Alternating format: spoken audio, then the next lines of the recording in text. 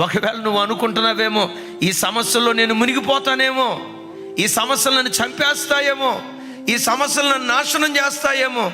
సమస్యల చేతుల్లో నువ్వు నాశనమైతే దేవునికి ప్రఖ్యాతి ఎక్కడా? దేవుని నామానికి ఘనత ఎక్కడా? దేవుని నామానికి కీర్తి కలిగేది ఎక్కడా? దేవుడెప్పుడు ఆయన నామానికి అవమానం తెచ్చుకునేవాడు కాదు. నిశ్చయంగా ఆయన నామ ఘనత కొరకు ఎర్ర సముద్రం లాంటి భీకర సమస్యలను కూడా రెండుగా దేవుడు చీల్చబోతూ ఉన్నాడు. పురాతన కాలం మొదలుకొని శాశ్వత కాలం వరకు అన్ని కాలాలలో ఉండే దేవుడు గనక ఈ దేవుని ఆశ ఏంటో తెలుసా? యేసు రక్తంతో కడగబడిన నీ కుటుంబం ద్వారా శాశ్వత ప్రఖ్యాతి తెచ్చుకోవాలి అని దేవుడు ఆశపడుతూ ఉన్నాడు. నువ్వు దేవుని సన్నిధిలో ప్రార్థన చేస్తూ వెళ్ళు. ఎర్ర సముద్రం లాంటి విస్తారమైన సమస్యలు వచ్చిన ప్రార్థన ద్వారా వాటిని చేల్చడానికి దేవుడు శక్తి కలిగినటువంటి వాడు.